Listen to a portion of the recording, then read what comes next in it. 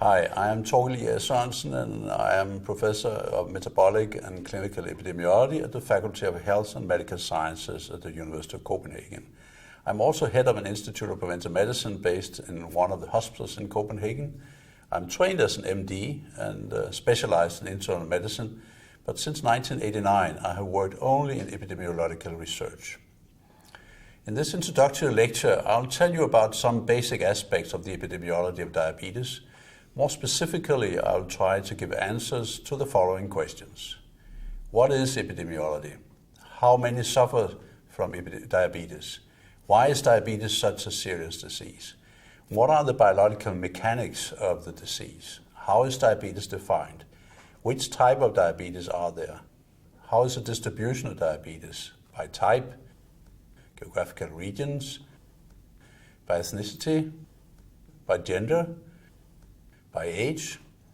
What is the global diabetes epidemic?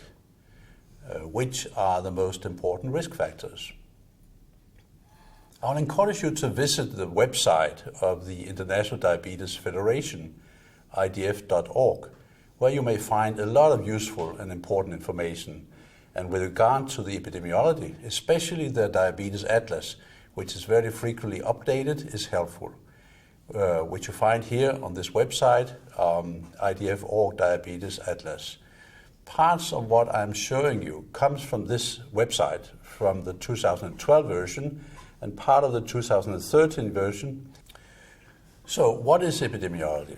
Epidemiology of a disease is about the occurrence of the disease in the populations, about what determines the occurrence and what the effects and impacts of the disease are. How many and who are suffering from the disease? What characterizes them in comparison with the rest of the population? What are the possibilities for prevention of the disease? And what are the consequences of the disease with respect to its prognosis, including comorbidities and mortality? These are the questions addressed in epidemiology. It is of course overlapping with the clinical aspects of the disease, which is about how to diagnose the disease in the individual patients and how to improve their prognosis by treatment. Hence, these latter aspects often called clinical epidemiology. How many suffer from diabetes? Let's start making it clear that there is no doubt that diabetes is a very common and very serious disease. It now affects between 350 and 400 million people worldwide, and the numbers are still increasing and are expected to increase even further in the future. Approximately 1 in 10 adult people worldwide suffer from diabetes. Unfortunately, about half of them do not know it. Why is diabetes such a serious disease? It is because it's a chronic condition that leads to a risk of several other diseases, many of which are debilitating and also followed by increased risk of dying. Damages of the blood vessels, both the bigger ones and the more peripheral, smaller arteries, and hence the organs and tissues receiving blood via these vessels, are frequent. This may affect the eyes, the brain, the heart, the kidney, and the foot. More recently has become clear that also the risk of getting cancer and dementia is increased. Treatment of diabetes followed by reduction in the risk of these comorbidities is feasible, but also difficult, demanding, and expensive. The many patients with diabetes who don't know they have the disease may develop the comorbidities as a first manifestation. You will hear more about this in subsequent lectures, but here I think we can make it clear that we, from a worldwide point of view, need to find out how we best can prevent it.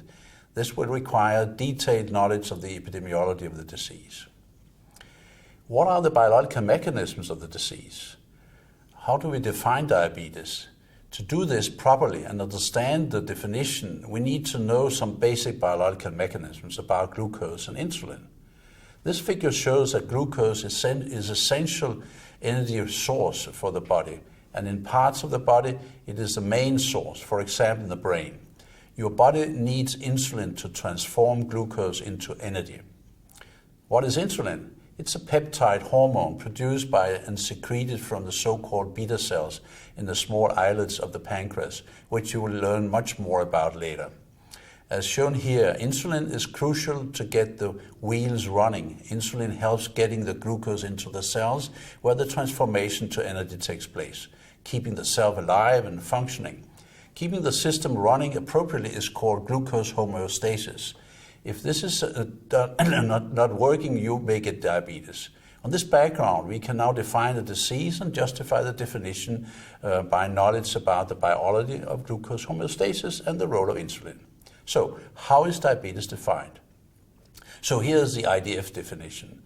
Diabetes mellitus, or simply diabetes, is a chronic disease that occurs when the pancreas is no longer able to make insulin, or when the body cannot make good use of the insulin it produces. Insulin is a hormone made by the pancreas that acts like a key to the glucose originating from the food and we eat, pass from the bloodstream into the cells in the body to produce energy. All carbohydrate foods are broken down into glucose in the blood. Insulin helps glucose get into the cells. Not being able to produce insulin or use it effectively leads to raised glucose levels in the blood, known as hyperglycemia. Over the long term, high glucose levels are associated with damage to the body and failure of various organs and tissues.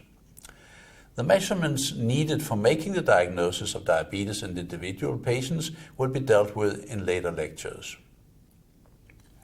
Which type of diabetes are there? As indicated in the definition, there are several ways in which the system may fail. You see here 3 major ways of malfunctioning that ends up in 3 different types of diabetes. Type 1 diabetes to the left, type 2 diabetes to the right, and gestational diabetes at the bottom. In type 1 diabetes, the pancreas does not produce insulin. In type 2 diabetes, the pancreas does not produce enough insulin, or the insulin cannot be processed. Gestational diabetes, specific to pregnant women, occurs when the insulin is less effective than otherwise. However, these 3 main types can be further subdivided in subtypes of each of them, which you will learn more about in later lectures. Moreover, the delineation made between them here is not clear-cut. For example, patients who eventually develop type 1 diabetes may experience intermittent secretion of insulin in the beginning of the disease until the secretion eventually stops. Type 2 diabetes is also in the very late stage like type 1 with respect to how much insulin is produced. These type 2 patients are almost unable to produce insulin in the final stages. Several other rare types of diabetes are defined by specific genetic defects.